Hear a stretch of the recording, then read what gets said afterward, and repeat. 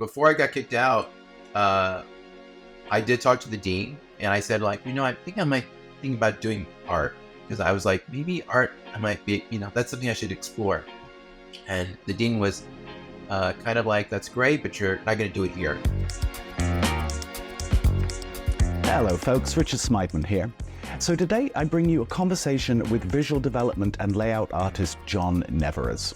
Films John's worked on include Inside Out, Monsters University, and Spider-Man Into the Spider-Verse, among many, many others. What I love about John's work is not only his effortless style as a draftsman, but his incredible versatility as an artist. He may also just be one of the nicest people working in animation today. So it's my great pleasure to bring you John Nevarez.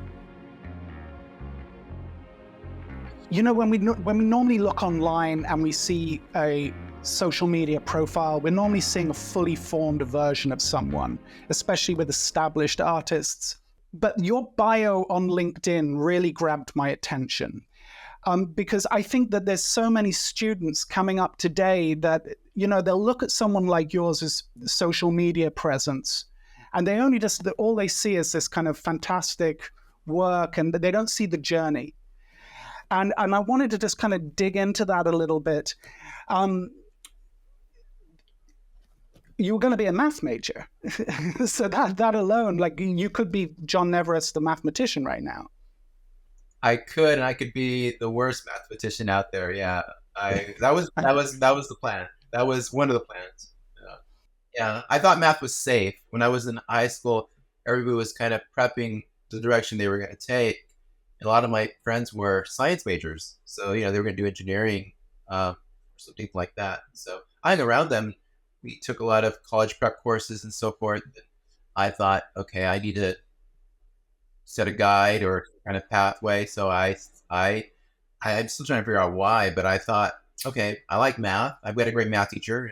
I thought math could be a safe job, so I could do like maybe accounting or something with mathematics in a science field or something like that. That's kind of what I thought. That was my thinking as I was going into this. And so then you go to UC Santa Barbara to study mathematics. Doesn't work out, and you end up as we were just saying, you go back to LA. You grew up in LA, is that right? Yeah, I grew up in East LA. I was born and raised, and I lived in East LA. Nice. That must have been pretty disheartening to make this first venture out into academia like that, and to find yourself shortly back at home. What was going through your mind at that point? I was really depressed. I was sad. I felt like I let my parents down because I was the first in my family to go to college, and everybody's, my friends had a path. They were graduating, and they were on their way doing what they wanted to do. And when I came back, I was just like, I don't know what I'm doing. I felt confused, and I just really didn't know where to go or what to do. So I knew I had to work because my mom and dad, they weren't rich. They were working class. So just got jobs anywhere I could. So the first job I had was working for a warehouse called Track Auto. Track Auto were these auto parts. It's kind of like these stores where you can just get various auto parts for your car and stuff. And there was a warehouse somewhere near where I lived. So I was in the warehouse, and I remember I was, I knew I had to get a job, and my mom and dad were so supportive. And I remember the ride. My mom was in the car, and she took me to go buy steel-toed shoes because I needed that for the warehouse. And I didn't know how to drive. She was driving me. And I was, I think it was 20, 21 at the time. And I was just I was happy because I remember I needed to get a job. I finally got a job. It took me like several months to get a job. I got the job. I was happy. And, my mom was, after knowing I got the job, I was happy in the car. And then all of a sudden I was sad and I was depressed. And my mom kept looking at me and she goes, "What's going on?" And I said, "Well, I just realized I'm happy because I have a job that I didn't want. I have to have this job." I was like, I still don't know what I want to do. And, and she kind of, she just kind of cheered me on. She said, it's going to be okay. And, she was just like, really supportive. So, yeah, I just remember that was a time where I was just like really confused, just down on myself. I was just really, because I was comparing myself to others. So I just realized I had no path. I didn't know what I was going to do. And I was just very unhappy. And it's easy to compare yourself, but that's where I was. And art wasn't on the radar at all at that point? It's funny. Before I got kicked out, I did talk to the dean, and I said, like, I think I might think about doing art, because I was like, maybe art, I might be, that's something I should explore. And the dean was kind of like, that's great, but you're not going to do it here. And, that's when he kicked me out. So, before I kind of could process what's going on, I was out. So, when I did get the job is when I started going to take a life drawing class at East LA College, the junior college near my house. And I did that just to cheer myself up. It was just, 3 hours out of the week on a Wednesday. And I remember I just did that just to do drawing just for myself. And I did that, I think, for a year that I really enjoyed it. And then I slowly started taking like a couple other classes and so forth. And then over 3 years, I had enough credits to actually go back to school. So what started as kind of just to help me, not be so depressed, kind of led me to like, okay, maybe this is what I should do. So growing up and through high school, art wasn't something that you were looking at, or were you doing any drawing during that time, or was it really you were just going through high school?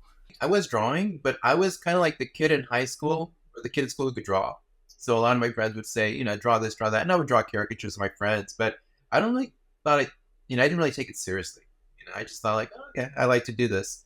But yeah, at the time in high school, it wasn't like something I wanted to do. Maybe like way in the back, I was like, oh, maybe later on I could maybe, do some drawing on my own. But for me, I think it was more like getting a serious job, a quote unquote serious job to help, get on track to making a living, making money, all that stuff.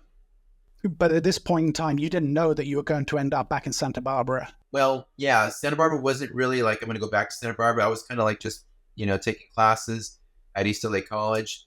And I was kind of exploring like maybe Art Center was it. But then Art Center was so expensive. And there was Cal Arts. That was really expensive. So you end up going back to Santa Barbara to some degree because of financial consideration. It was kind of affordable, and it was something that you could see yourself actually doing. Yeah. And it was familiar. Yeah. Cause I really enjoyed going to UC Santa Barbara. And what were you studying when you went back then to Santa Barbara? I was on the art studio major track. So it was, we would do like sculpture, painting, they did have a Stratus class, printmaking and so forth, life drawing, stuff like that. Animation is still not on the radar at this point. Well, UC Santa Barbara had an animation course under their film studies class, but I did take an animation course, and it wasn't really more of a production class. It kind of was. You could choose that as kind of a lab, but it was more of a history of animation type thing. So it really wasn't on the radar yet when I started. It was on my radar, I think the second or third year when I was there. And that was because at the time, Aladdin, the feature film was being released. So it was, the art of Aladdin had come out, and that kind of like, I was starting to, look at what, what animation was, and so there I was like slowly transitioning, like, this might be something I might be able to do, I think. Interesting. So you also mentioned on that same LinkedIn post that you found working on the school newspaper, the Daily Nexus, was the best education you could have received. Well, why was that? I was, let's see, working for the school newspaper, the Daily Nexus, was great. I actually didn't want the job. A good friend of mine at the time, Patrick Stahl, he was the editor for the art team, the arts editor, and he was a friend of mine who was doing art classes with me at at the art studio department, and he needed an artist, and he approached me, and I kindly said no the first time because I was like, I don't know anything about illustration or whatever, and it's kind of intimidating. So he hit me up like a couple of days later, I think, or a week after. After a while, I was like, okay, just to help you out, I'll do it. So my first assignment was um, there was a chancellor who I think was having a dispute with an incoming professor for the Chicano Studies Department. So they needed some kind of illustration to kind of depict that. So I remember I went in, I did that for a few hours, and I turned it in. And then the next morning, it was like in the center spread of the newspaper. And that kind of like, oh my gosh, it kind of, wow, this is my illustration. I remember it was on the news too. It made it on the local news. And I was like, whoa. And what happened, I was kind of like, wow, it was kind of an ego boost. I was like, wow, this is so cool. But at the same time, I really like that. I like that kind of adrenaline where when you come in, you only have a certain amount of time. It's almost like a game where we need it by midnight because at midnight they have to go to the press and so forth. So that I started, that became like, oh, I'll help you out for another drawing, another drawing. Then I became part of the staff, and I really enjoyed it. There was something cool, like after my day classes, I would go into the office about maybe 4 in the afternoon. I would go to the local, Mexican food restaurant. I'd get like a big burrito. That'd be my dinner. And then we'd be sitting around about 4 or 5. We'd get our assignments. And then, for most of that time, I would just thinking about, okay, what am I supposed to do? The challenge was, okay, this is your assignment. Maybe this is the newsworthy article or story. You have to figure out an illustration. And then you had to figure out, back then, they would grid or plan out the space that it would fit on the paper. So it wouldn't be like a regular square. It would be like a shape or some kind of weird kind of area that you'd have to figure out. So I love that adrenaline, that kind of like, puzzle figuring out type of thing. And I loved it. Later on, I would realize it kind of felt like that for storyboarding, where you're kind of figuring out like, okay, this is what you have to do. And you have to figure out how to get that drawing down. You have to think about these moving parts as you kind of work in the space you need. Yeah, well, it was kind of sounds like it was your first experience at doing storytelling drawings, where you have to say everything in a single frame, or get your point across very directly. I'd imagine that was really great training. So, when did you finish it in Santa Barbara? It was around 92, 93. The Art of the Lion King book came out. That really made a big impression on me. That was the book that really kind of like, okay, I think I really seriously need to focus on or target animation. And how did you make that transition? Like, so you finish up in Santa Barbara, you've got animation on your mind. It's like, okay, what's next? Well, I graduated in about 93, and I didn't get my first job till 97. So during that time, I did odd jobs, and I interviewed for, I really interviewed at all the studios I could think of. There was Clash Kashubo, there was Nickelodeon, Warner Brothers TV, Warner Brothers Feature. I applied everywhere, and I would get nothing. I just would not pass. They gave me the test, I wouldn't pass it, or I couldn't pass it, or I would get ghosted. No one would reply. And so, during the time, I was a teacher's aide. I was also working for the gas company as an administrative assistant. Kind of I was a clerk in the office, and that was all great. In downtown LA. But yeah, it wasn't until 97 that I got my first gig. There was a storyboard training program. They were looking for artists who had like raw talent but no experience that they could train, I guess, Disney way as part of this year-long program. So I tried out. They took a test. Fortunately, I made it somehow. And it was supposed to be a one-year program. And in October of 97, I started the program. But the program only lasted 3 months. They decided to kill it. And I think because at the time, The Hunchback of Notre Dame was coming out and it was underperforming. I think it wasn't making the big money like Lion King. And prior to that, Pocahontas wasn't making the money that Lion King was. So you saw this kind of slow downtrend, I think, of figures that kind of maybe, I guess, the heads of animation at Disney decided like, oh, it's not making the big bucks. So part of the casualties of downsizing was the training department. So our program, the Disney TV training program, was one of the casualties.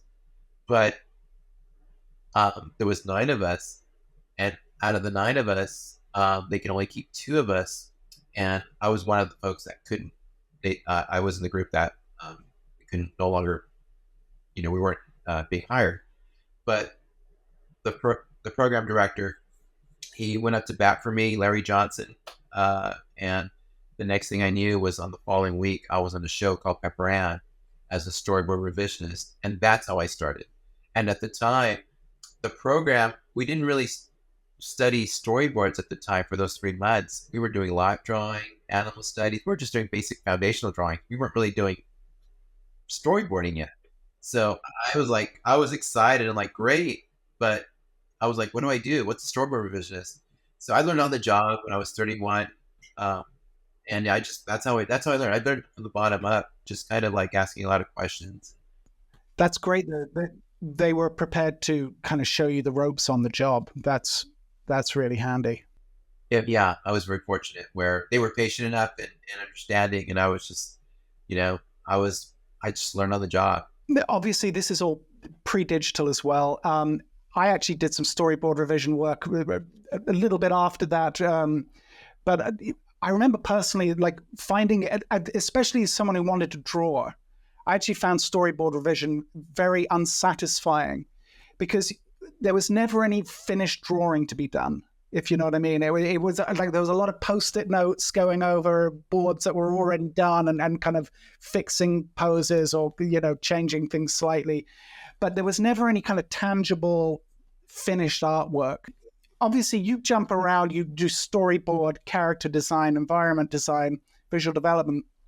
Do you ever find with doing storyboard, or especially when you were doing revision work, that lack of a finished piece of art, did that bother you, or were you just glad to be working in the industry and getting practical experience? I was glad I was getting experience, being paid. I was happy that I was actually in the studio, drawing. So for me, it was kind of like I knew like, okay, I have a lot of catch up to do. I have a lot of learning to do. So they're paying me as a storyboard revisionist, and like you said, as a storyboard revisionist, you're not doing. You may be fortunate enough to do maybe a few panels sequentially, so you're kind of doing a mini board or mini sequence. But yeah, I was doing like I would like change the hand from here to here. So on a post-it, I would do that. I would do little changes, but I was learning, and so I would work for several directors, and I got to know the pipeline. I got to know what directors, based on what he or she wanted, how they worked, and I was just looking from the sidelines as I'm doing this. I'm just absorbing it all, and I'm loving it. So it wasn't until about maybe a year and a half that a storyboard artist on our crew quit. And so they were having, I think there was about a week or two, they couldn't find a replacement and they were getting desperate. So that's when I kind of like quietly raised my hand to my director and said, like, I'll give it a shot. And I think they were hesitant at first, like, are you sure? I'm like, yeah, I wasn't really sure. I was like, well, this is my moment. I mean, I don't know when this is going to happen, but I thought, well, here's my shot. So that is how I kind of transitioned into revisionist to border. And I was scared. I honestly, I mean, I was terrified, but it was, they were understanding enough and patient enough and worked with me that I eventually got it. And then that led to like, okay, more work. And eventually I slowly was starting to understand this.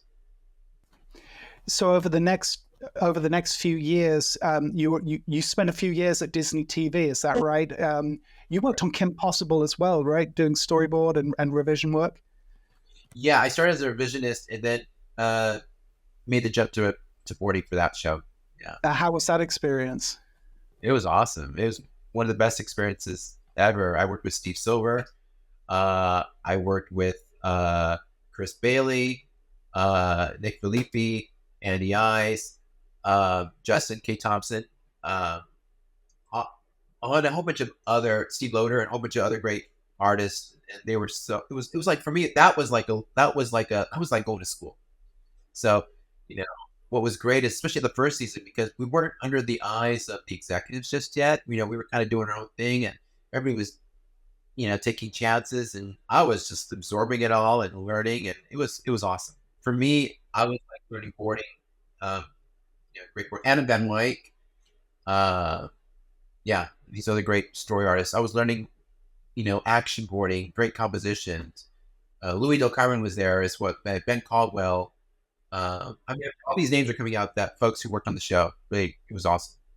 And I'm guessing to some degree you are learning layout without even maybe realizing you're learning layout, and Yeah, visual development to some degree, right? Because I feel like on TV it's quite a different discipline to boarding on feature, where a storyboard artist working in TV, I feel you have to be a lot more hands-on. You have to provide a lot more information for the layout team or for whoever's doing props even. Like, I know, like I've worked on a lot of boards where, the props are getting designed and the layouts are rough layouts are essentially getting designed in the storyboard stage. yep, yeah, Was that the same for you during those times?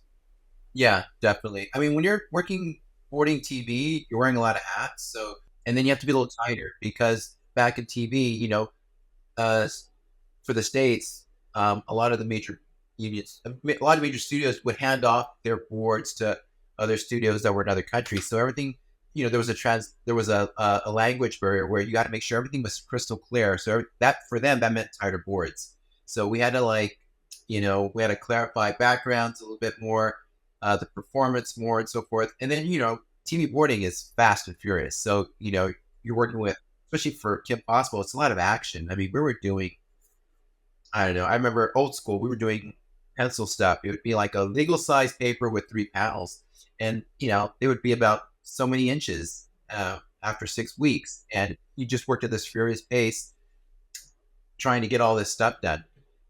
For features, you can be a little off model, and it's more performance rather than what's going on. Now today it's a little different. Today it's more cinematic. So feature films are a little more cinematic. So there's a little more sophistication and confidence using the camera and moving it around and so forth. And even now, TV boards, they've risen to, I mean, they almost look like feature boards. So back then, yeah, we had, because we're, working TV, we had to be a little more tighter, and feature boards were a little more looser. But now it seems like both have kind of risen the same, they're almost at the same caliber, really. It's wonderful. As I recall, back then also, TV and feature were fairly separated, right? You had the TV guys, you had the feature guys, and there's a little bit of crossover, but generally you were either known for doing TV work or you were known for doing feature work. Yeah. What was on your radar at that point? Were you thinking I want to transition into feature, or what was going on there? Yeah, features was kind of like the Oscars. That was like the big leagues, and TV it was like the ugly second cousin. We're like the minor leagues. So it's like, and we that attitude was there. Like if I wanted to approach features or was trying to get a job at features, they would say like, "Oh, you're TV. You don't really belong here. You're not qualified." And so you kind of felt that attitude, and that was kind of the perception at the time. But I really wanted to go to feature. I mean, I was lucky enough, I would sneak into feature animation. It's funny, when I was in TV animation folks couldn't get into the feature animation building. I don't know why. We're in the same company, but they wouldn't let us. But I remember sneaking in a few times, and I would wait till lunchtime, and I would wait for the crowd from the lunch to come in. So I'd walk in with them. And I was there for like maybe 10 seconds looking at all the galleries. And I'm like, wow, I need to be here. So, yeah, I wanted to be there, but unfortunately, I just didn't have the chance to do it.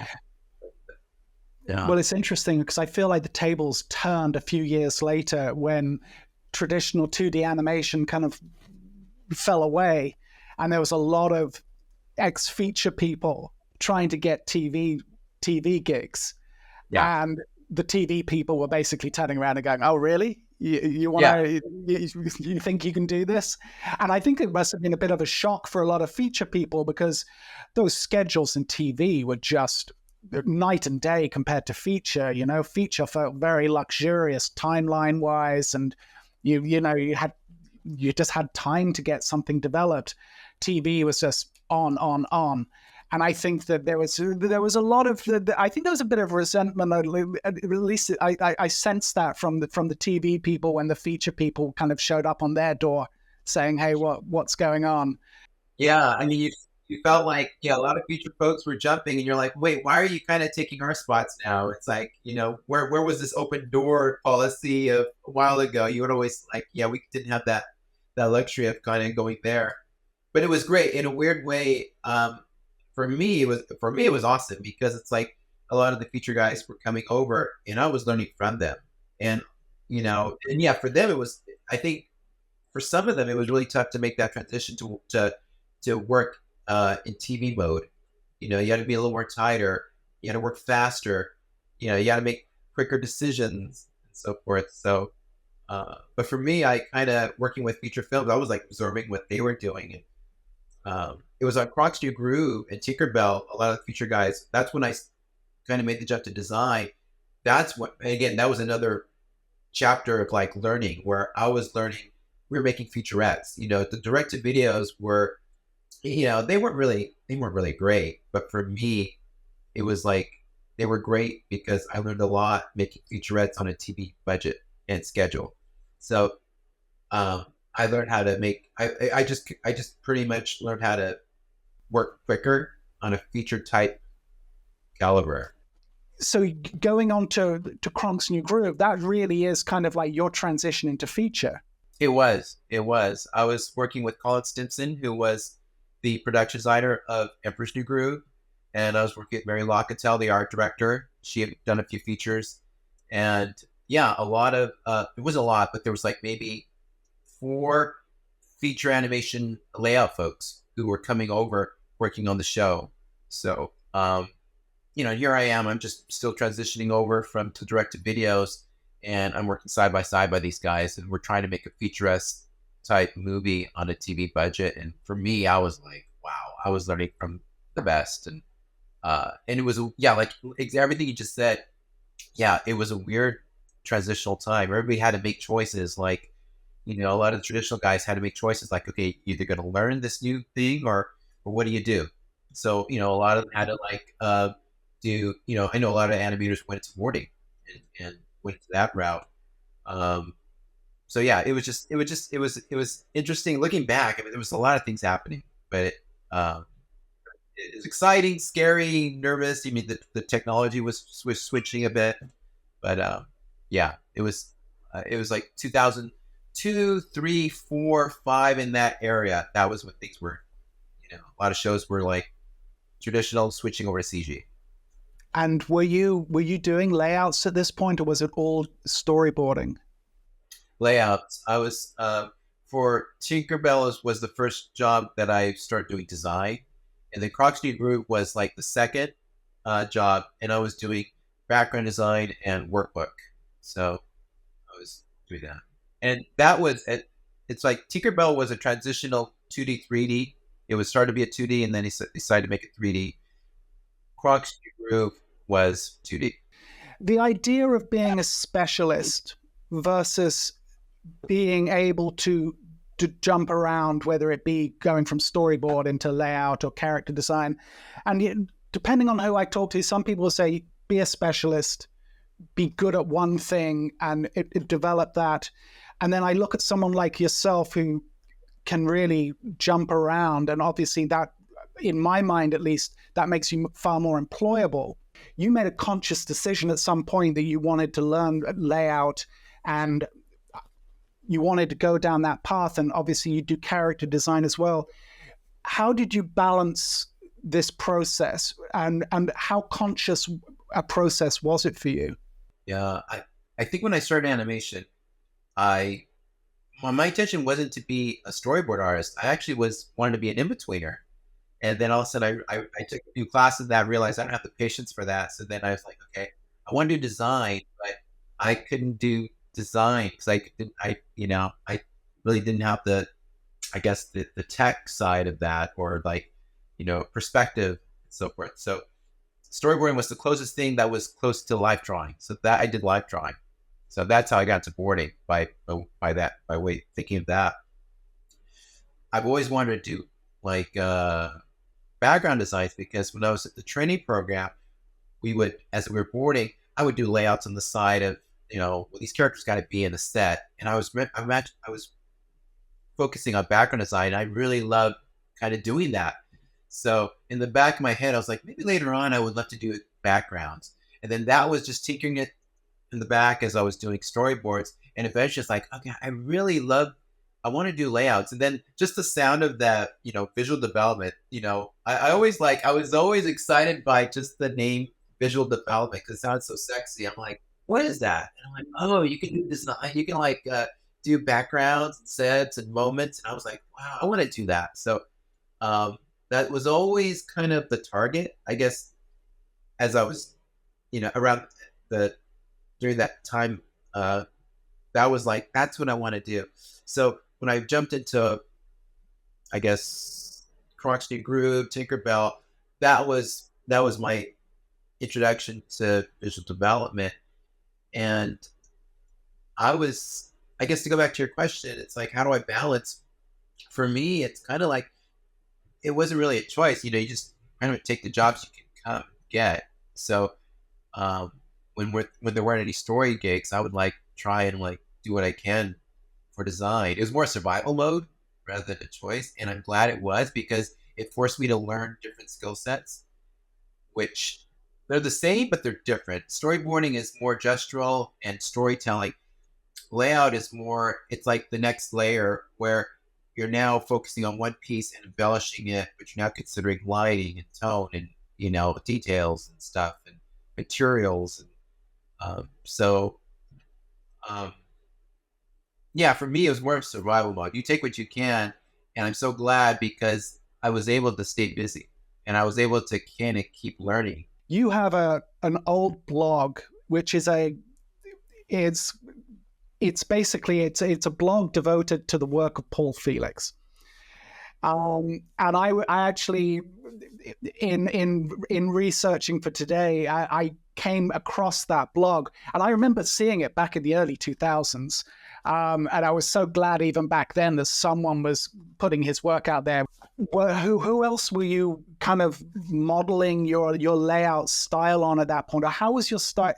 Were you conscious of trying to develop a style for layout, or was it something that was happening organically? It was kind of, I was like looking at what other people were doing. And I was like, as I was learning, I was working not side by side, but people in the area, I would like look at their work and I'm like, oh my gosh, I want to do that.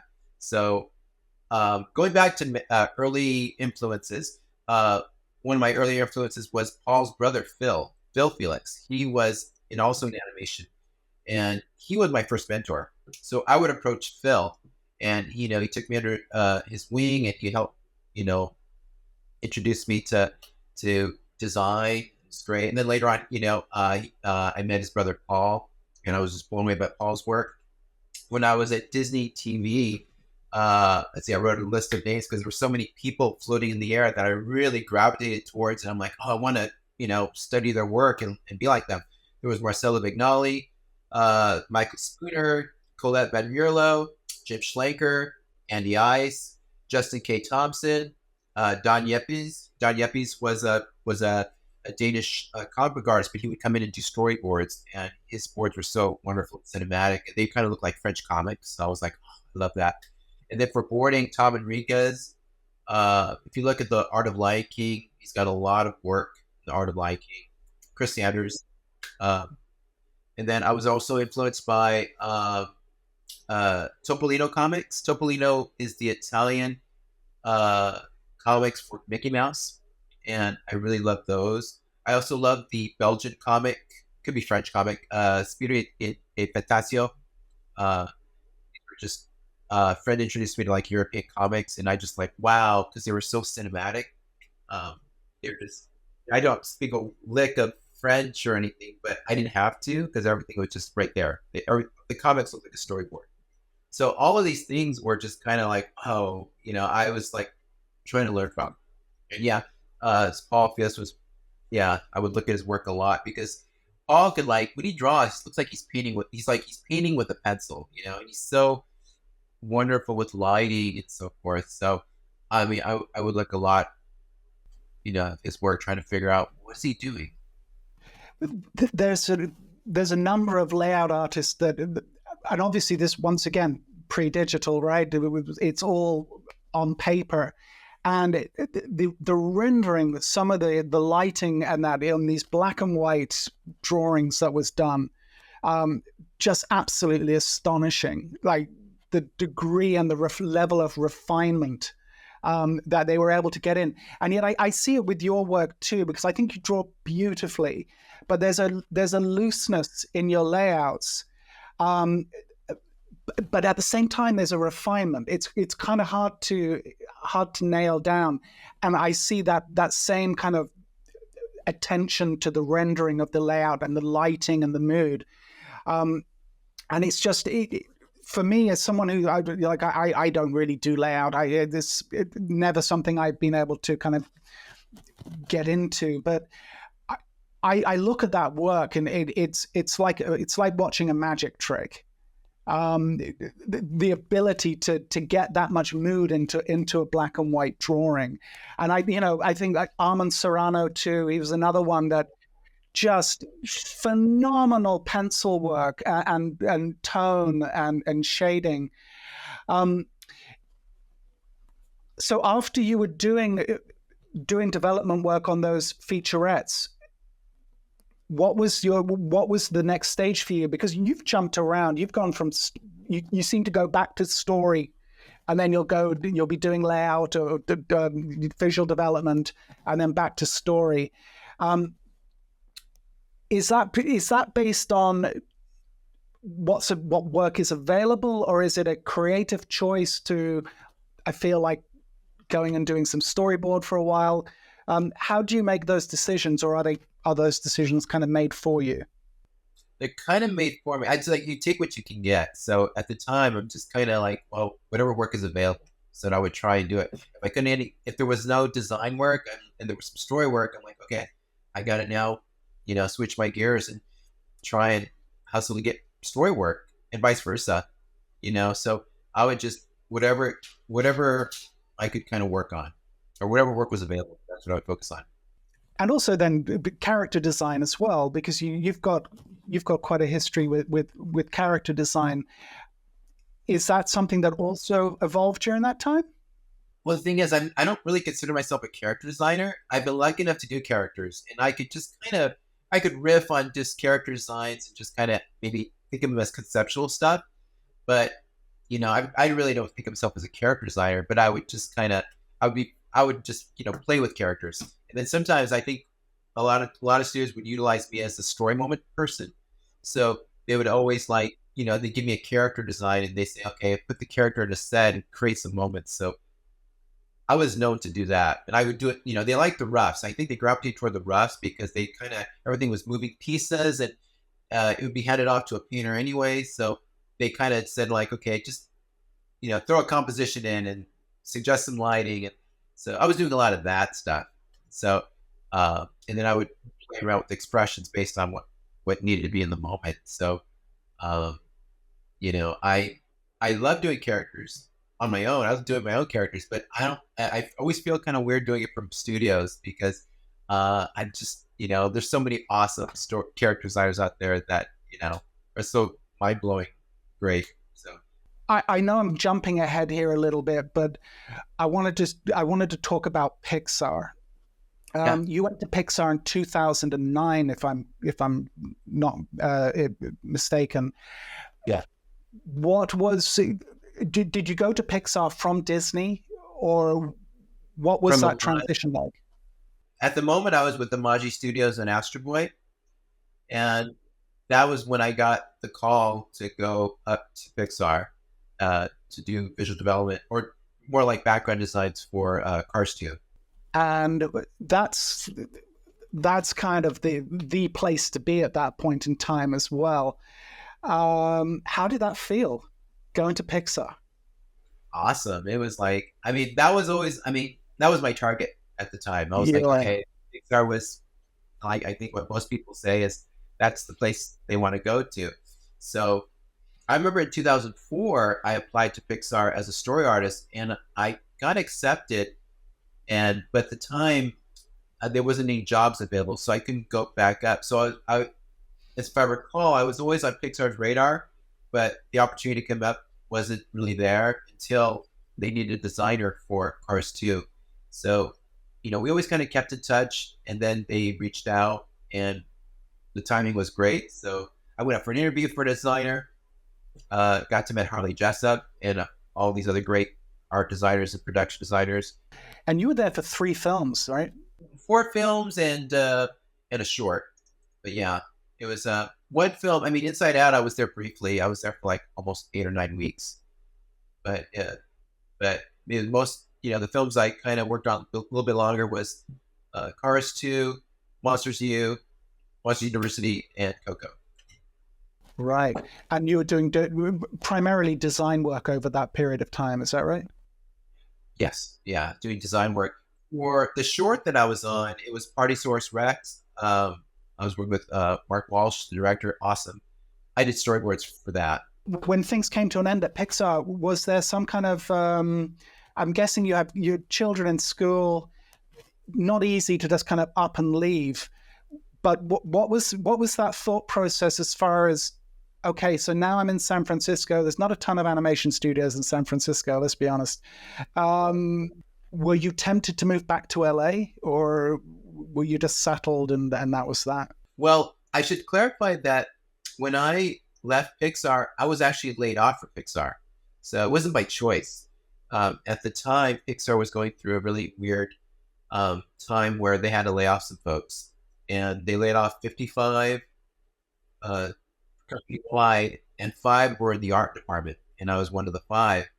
And when I got laid off, it was kind of like, whoa, it was kind of a big surprise because I thought I'd be retiring from Pixar. I thought I would stay at Pixar for a long time. So I had no plans after Pixar. So I was like, okay, what do we do? Do we stay up here and maybe work from home or try to find a job at whatever studio I can? But as you mentioned, there's not a lot of studios up here. Or do we just go back home to LA?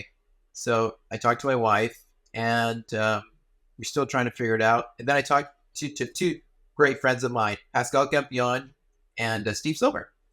And they had been working from home. They had done, they started working remotely way before a lot of people did for COVID. I mean, they were doing this like in 2014. And so I approached them and they said, yeah, it can be done. It's an adjustment. It's a transition, but it can be done. So my daughter was rooted in school and she was happy here. And so we decided to give it a shot. So the first job I got, fortunately, was the Angry Birds movie. They approached me and they said it was cool to work remotely from home. So I gave it a shot. And the first 9 months was hard. It was just, and I'm sure many people know about this because of COVID. Working from home, if you're not used to it, is a huge transition. But after 9 months, I learned to love it. And I decided to keep doing it. So Angry Birds was like a year and a half. Then after that, I was working for Google, then Warner Brothers, and Sony, and all these other jobs. And I've been here since, and I love it. So I'm just doing everything now from this room. So timing wise, with technology, it was kind of perfect because Yeah, Skype was now a thing. Being that's able right. to, a digital workflow, more studios had implemented that. All things that if this had happened even 5 years previous, could have been a much trickier transition for you. Definitely, definitely. It would have been really harder to kind of work without those resources. Like, yeah, Skype was up. A lot of people working. There was a server that they could use. I think Box was one. Drive, or whatever they had available. So that made it a lot easier. And your workflow at this point is all digital, right? For your professional work. Pretty much, yeah. I mean, I just still work. I still work traditionally. Like I'll draw on paper and pencil, then I'll scan it, and then I'll open it up in Photoshop. So my first thoughts might be in pencil, and then I'll just draw where it's building up the thought or the drawing or the painting. That's really, well, it's really nice to hear. And also, it's interesting because this is an ongoing kind of dialogue that I've been having with different people I've been talking to, which is the pros and cons between digital and analog. And as someone like yourself who pretty much grew up in analog and made the transition to digital, I think that, at least for me, the importance of developing a skill set in an analog pencil on paper is lost on some students, not all, but I've seen a lot of students, their entire kind of idea of creating art has always been working either on a tablet or on a Cintiq or this type of process. Myself and Wouter were talking about this the other day, which is, at least for me, I tend to draw. I feel like I draw differently when I'm drawing digitally on the Cintiq as opposed to working on paper. What's your thoughts on that? No, it's different. It's different. Working digitally is different than paper. I love paper because I can feel it. I can smear it. I can work with the flat of the pencil. Can't really do that digitally. So you kind of use the tricks of brushes and stuff like that. And I just like the organic, like you can mess up. There's no control Z on paper. So you have to like make it up and then you kind of work with it. There's good and bad. There's pros. It depends on how you work. For me, it's like whatever gets you past the finish line. So, I still work on paper first because I love working on paper and it's easier for me to get my thoughts down or get a loose sketch. And then, just scanning it in and then I just build it up. Do you find that different disciplines make you kind of shift gears? Whereas if you're doing like more character design or that type of work, you'll start more analog versus if you've got to do a complex layout or something, you'll just start straight in digital. Is that how it tends to work? Yeah, it does. Usually when I do like layouts and backgrounds, I like to work traditionally and I really work really small, like, really small thumb because it's not about real estate. It's more like big shapes and thoughts. And then once I kind of have like what I want there, then I'll just then I can blow it up digitally. And then, all my pieces are there. Then I can just go to town with the detail. But yeah, I'm not sure if this quote was borrowed, but I remember Dean Delbois saying that, if it reads on a postage stamp, it will read on a billboard. yeah, And I think that there's a lot to be said for that. And I think one of the things about working digitally, especially when I was doing a bit of concept design work, and like creating color keys and that, the ability to zoom in can actually be a huge hindrance. Forcing yourself to work small to get that idea down and have that read well, then to go in and to zoom in and have to make a conscious effort to not zoom in, because once again, if it will read like in a 2x3 panel, it'll read well on the screen. And I think that's something for me that I think that the students that are working only digitally, I think that's something that they lose, is the ability to stand back into the same degree as when you've got just a piece of paper and a small panel, Yeah, you got to think about the whole thing, not just the one like fraction of it. You got to like consider the whole thing. Maybe after you do the whole thing, then you go in and you zoom on the focal point. Like, okay, where are we gonna where's the eye gonna rest? Then you put a little more love there, knowing that's where the details need to be and so forth. Everything can fall off or drop off depending on the effect you want. It's all about a focal point. Like the eye has to go there. But yeah, you should. It's kind of like it's a balance. Think big picture, but also it's like focal point and then balance. Find the balance. To thumbnail then in analog, and then to bring that into digital and then you can zoom in and do that refinement layer. That seems like a pretty logical process. I've noticed that throughout the years, figure drawing has always been a reoccurring theme for you. And it seems like it's something that to this day that you go back to and you explore new ideas, and you seem to be pushing yourself still in that area. How important did you find figure drawing as a tool for developing a skill set? It was really important. Figure drawing is a nice kind of exercise and a great skill set to kind of observe and throw it down. Especially short poses. Long poses are nice, but for me, longer poses, I tend to get bored easily, and I make up stuff as I go. It's the short poses that really it's an observational exercise. It's like you look, you go. So now you have to like get this here, and how do you do it in a short time, knowing that things are going to move? So it was more of breaking stuff down, like into shapes, into lines of action, into like movements, fluidity, and stuff like that. And when I did that early on, it was wonderful. I really loved life drawing and gesture drawing, and I really appreciated just the brevity of what you could say and so forth. And then when I started doing storyboarding or design, it was the same thing. It's like everything kind of breaks down into like these basic shapes. It's like you need to have this kind of foundational brevity, and then from there you can build it up. You can just go to town on the details, but everything, if you can say it in the most minimal way, it's said. Now you can just kind of then it becomes a framework for everything else that goes up. So I'm so glad I had just a large, I guess, foundational beginning in gesture drawing. I loved it, not knowing like, okay, it feeds all this other stuff. It feeds design, storyboarding, and so forth. Because in storyboarding, you have to work gesturally. And then when you're doing design, the first thing you have to do is lay out your compositional possibilities. You have to learn how to move the camera, but you can't put all the details in, but you can loosely figure out, how you're going to do it, up shot, down shot, things in the foreground, but do it with brevity. And, I mean, I that's always been, working loosely has always been kind of how I work. And now, personally, I go back to life drawing because I love life drawing. I just love doing it.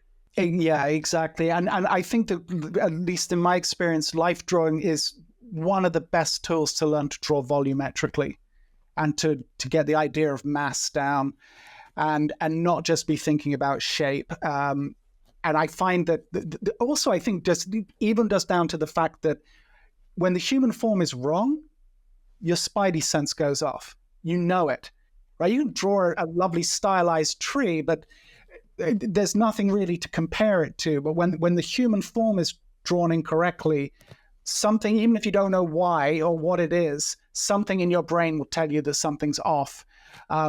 Obviously, because we're so familiar with the human form, and I think that's why it makes a very good kind of yardstick on how far our development has gone, and for us to be able to gauge where we're at in that process of developing the skill of drawing. And I this is the same as yourself. I find it incredibly useful, and I also, like yourself, I get bored with the long poses too. Anything over about 25 minutes, and my eyes start rolling back in my head. And what also happens is I inevitably screw up the drawing.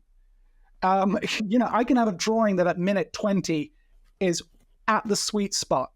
But, you're in a live class and, you've got another 15 minutes of this pose. And so you start tinkering and you end up overworking it and you end up pulling the life out of the drawing. And I do think, especially for animation-centric people, it's like, 20 minutes and under is going to be probably where the sweet spot is. And most likely for gesture drawing, it's going to be 10 minutes and under. For me, it's after 5 minutes, 10 minutes max. But yeah, after that, I'm like, I get bored. And I'm like, there's nothing to add. And then what I end up doing now is like, okay, if I'm lucky enough to do an online drawing session where they have multiple cameras, I'll just change the camera.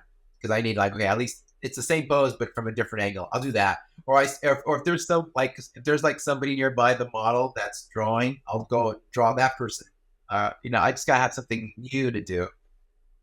Do you teach at all? Is that something that you're active with? I'm starting to teach a lot more. Like I would do workshops, or um, I would be invited to several schools and do like maybe like a 1 day or like maybe 1 or 2 week courses, like an intro to storyboarding or design. So I'm starting to do that, and now I'm going to be concentrating more on doing online drawing on my own. Where, um, in fact, I'm going to start announcing something shortly about introduction to background design and story moments and so forth. So yeah, I'm doing yeah. So to answer your question, yeah, I am slowly doing more teaching.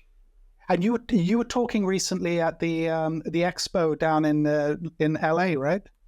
The light bugs, yeah, yeah. I did there. I did a talk for them. That was great. So, and I've been doing stuff for Bobby too for schoolism. Those are great too. So, I didn't realize that you had schoolism classes. oh well, they're not really classes. They're more like the schoolism tours when they would go visit several countries. We would like talk and do like maybe a 3 hour presentation or workshop. So doing those really kind of like, oh, I love sharing concepts. And then for me, it forced me to kind of start making more structure over like a 10-week course. And I was teaching at the Animation Collaborative, which is a great school. It's across the street from Pixar. And I would work with them. And I did that for, I think, 3 or 4 semesters. And that was awesome. And that got me excited about doing more, or at least kind of like, it's funny when you're teaching, also you're also learning. You're learning how to communicate, or how to like what am I doing? How do I translate what I'm thinking about? So I'm trying to now do be better about that. Yeah, I think it also kind of forces you to go back and think about the fundamentals, the stuff that you take for granted, the stuff that's on autopilot in your own mind, and trying to get into the beginner's head of like how are they viewing this subject and what are the hurdles that they're looking at, and it kind of forces you to deconstruct your process. Um, and that's very beneficial actually, because I think that you can find insights for your own work just by simplifying and getting back to the basic fundamental ideas of what something can be or should be. I agree. Yeah, I totally agree, because as soon as I started teaching more, I was going back when I started drawing, and I'm now like thinking about how I would begin and stuff. And I was enjoying the process more. I was taking chances and stuff. So yeah, it made me a better designer in a way by teaching. I was teaching myself and learning more. So it was great. I love it. In the ebbs and flows of a long career, you've been in the industry, what, 25, 26 years now, I think, something like that. It'll be 27 in October is when I started. So yeah, so it'll be 27 next How year. have you over that time, how have you managed to keep your creative process fresh? And do you ever get like creative block, like, or, and if you do, like, how do you handle that? Yeah, I always get creative blocks. I've noticed I do one of two things. I'll either try and work it out. So depending on what it is, I'll like do more research or get inspired by what others have done, either by watching movies or different artists, or just maybe just for pure exploration, just trying to figure it out, just so I kind of loosen the thinking a little bit and try and find what I need to do. Or I just shut things off. I just like, you know what, I'm not getting it, and I will just kind of stop, go have a nice dinner, watch TV, go to sleep, and then come back with fresh eyes. Usually, when I come back with fresh eyes, when the pressure's not off me, when the pressure's off me, I can kind of then take a easier steps toward trying to figure out what I need to do. Easier said than done, though, sometimes when you've got a tight deadline, or there's, although sometimes those can be the perfect inspiration to get creative real quick. Yes. Yeah. Fear. Yeah, that could be one too. But yeah, I mean, I think especially with those tighter deadlines, you just kind of, it's just going back to like, okay, what do you need? And sometimes it's different, because each scenario can be different. It's like, well, do I have to do a composition? Do I have to do a sequence in a storyboard? Is it a story moment? Stuff like that. So, Yeah, I think it's hard to answer because it depends on what it is, but I just try to tell myself, like, just stay loose, try and, you know, do your best to kind of figure out what it is, uh, offer other options, looseness, don't go to detail just yet. When you want to spin your wheels all night, doing something, it's going to change, you can, I've gone where like, I don't know what to do. So I like in my mind, I'm like, okay, I'm going to offer maybe 2 or 3 possibilities, very loose, and thinking like, well, this is what it is. Am I hitting one of them? Am I somewhere in the area? That way I don't kill myself. At least I'm kind of being sincere and say like, you know what? Maybe I need some clarity, but this is what I think it could be. You know, Fortunately, in the back and in the past, that's kind of, I mean, they understand that. I can't read their minds, so I'm like trying to figure out what they do need. What would your advice be to a young student coming up now with regards to this idea of either having multiple disciplines or focusing in on a single kind of and being a specialist in a particular area? Where do you think the best benefit is? Yeah, I guess the truest answer is both. Um, be good at something. Try and start with one. Don't do it all at the same time. It's gonna be overwhelming. You're gonna like just kill yourself and freeze. Try and take one discipline and do all you can, explore that as best you can, and then start adding more disciplines as you go. Be good at one so that way you're good. People recognize you that you're good at this area. In the long run, just for survival mode and that you have jobs and opportunities coming, you want to showcase more and more things. Um, I always tell people, it's like, if you do location design, it's great. Add a character in, and then start adding, start thumbnailing maybe 5 other scenarios in that same location. You're now starting to become a storyteller. You're now exploring these different skill sets where you can kind of work with staging, composition, maybe some lighting. And now you're thinking like an art director. You're thinking like, okay, what's happening in this set? You're just not approaching it from one angle. This is the design. No, you're now storytelling and thinking about possible areas. You're now, in a way, you're touching storyboarding, but you're also touching the art direction. You're being a cinematographer. Is what you're doing. You're thinking like a camera, and you're now thinking more of the set, not just one angle. You're thinking what can happen. So that in itself, that's going to bring opportunities later on. You're now, you're not just a wrist thinking about, okay, this is that. You're thinking more. Yeah, yeah, and I think to that point, do you? How much time do you think, like someone coming into animation, should they be looking at studying live action film, like cinematography? What other kind of disciplines that are on the periphery of what it is that you're doing should people kind of be looking at? I tell students, look as many films as you can. But the reality is, a lot of people don't have time to look at a lot of films. So I suggest go on YouTube and look at scenes in movies. If all you have is like maybe 10 minutes, 15 minutes a day, look at a scene in a movie and study it.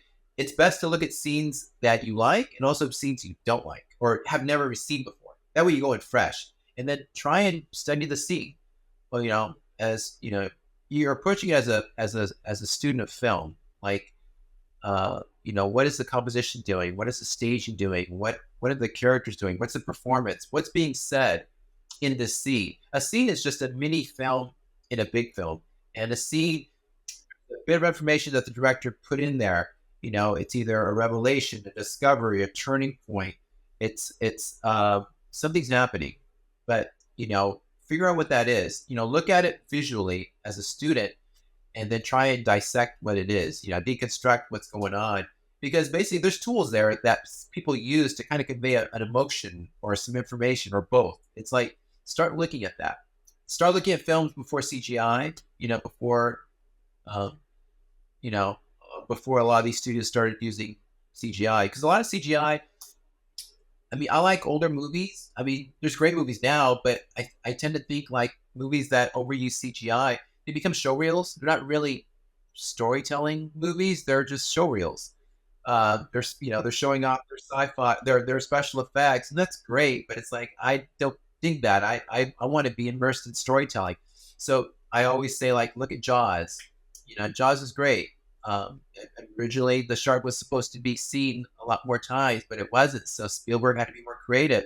So you put the camera above the water. Now you're in the water with the shark, and a lot of people, it's reaction and maybe a fin and stuff like that. Same thing for Alien.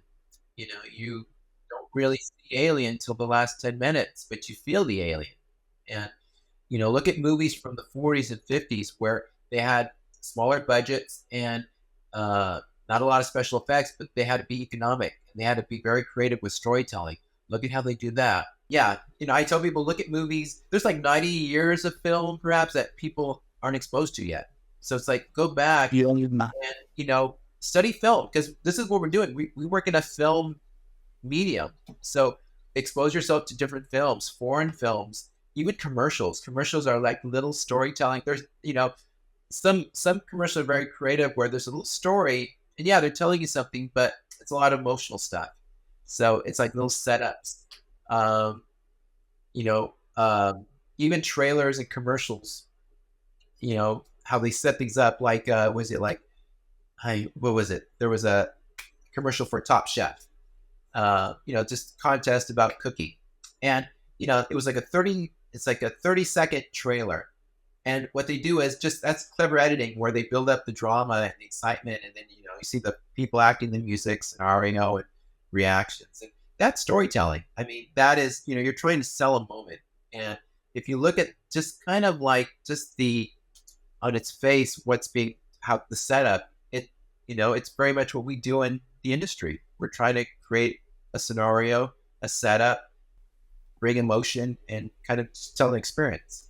And I think by extension, what is ultimately film doing? It's telling stories about people or situations. And I think there's a lot of students that they're so busy focusing in and copying their heroes that they're not actually looking at where the inspiration around them. It's like, go out and draw what is literally outside your front door. You'll actually get a lot more from that than you realize, and possibly more than you will just copying your favorite artist. And I do think there's a place for that as a developing artist, but I think that it's very easy to kind of get kind of blinkered and just tunnel visioned on an idea of I want to work in animation, so all I'm going to do is look at animation and cartoons. And at the beginning of Glenn Vilppu's book, I wish I had the quote here, but he says something along the lines of the pioneers and the leaders in animation. They didn't grow up in animation. They observed the world around them and brought that to their films. And I think that that's very easy to kind of forget. They went out, like you said, and they were trying to explore. They looked outside their door and they just invented stuff. So, I mean, don't necessarily spend all your time on Instagram looking at other people's work. It's like, go out and check out, be an observer of life, and then take that with you into your art. You'll have a lot more sincerity. There'll be a lot more authenticity in your drawings, or originality, or just it'll be your view of the things, your adaptation, what you can do. Very well said. I want to finish with a final question, which is, what's with the cat? You have a cat that has been a running theme for what feels like at least for the past decade. Your cat keeps making appearances in different costumes, in different scenarios. How did that come to be? And what is it about that little cat that keeps bringing you back to it? Yeah, it started. Well, okay. The cat started as something from Comic-Con where I had like these Ashcan books, and I would sign my name, and people would want a drawing. So they wanted a quick drawing. So at first, I would just okay, I'll just draw a cat. So it was just a circle with ears and a smile, and that was it. And I kept doing that as more like as a thank you. And then after a while, I would like have fun and like I'd be a little more daring. I'm like, I'm gonna add that cat and do something else. So I just did it for fun as just kind of like something to give. But then after a while, after Comic-Con, I'd be like, oh, maybe I could do the cat doing this and that. And then all of a sudden, I just kept thinking about scenarios and then stories. And I'm like, oh, okay. I would kind of give him a life, and I'd say, okay, he's an artist, he's doing this, and he, that eventually grew into stories that I would do on my own. And now I'm starting to work on. I've been working on stories about that cat doing something. So Can we expect to see it evolve further? yeah, yeah, definitely. I've been kicking the can on this for a long time, but yeah, I definitely am working on it. That's the plan for next year. I want to, in some way, get an art of book of him. It's about I'm working in art of mode because that's all I know. I know storyboards and design, so I'm going to treat it like it's an art of book for a movie that hasn't been made yet. So, and introduce a little bit of his story and what he does. Great stuff. John, thank you so much for doing this. It's been really interesting getting insight into your process and your journey. Is there anything that you've currently got going on that you'd like to promote? Or, obviously we can put links in the description, but is there anything in particular that you want to spread the word about? Yeah, I would want to share that sometime in January I'll be teaching a class online. I'll make announcements on my Instagram, but it'll be the introduction to background design first. So I'm going to be doing a 10-week class online about that. And eventually after that, I'll be doing more classes like introduction to story moments, and then maybe a portfolio review class and so forth. So I'll be doing one more teaching, but yeah, I'll be starting that up. And then I'm also going to be finishing up books on my own. I have some croquet books that I've been working on, like gesture drawing, life drawing books, as well as books on. I'm doing a process book, and I'm also working on a cat book. Fantastic! Can't wait to see it. Please let us know when that stuff drops, and we'll put links in the description so people we can get as many eyes on it as possible. Really, and with all sincerity, I think that your work is absolutely stunning. I've always been a fan, loved looking at it. Super jealous, can't lie, but I've always been a fan of your work, and thanks so much for taking the time to do this today. No, thank you so much, Richard, for inviting me, and I'm just humbled and honored and excited that you're able to chat with me. So thank you so much. I appreciate it. Not at all. It's been my pleasure.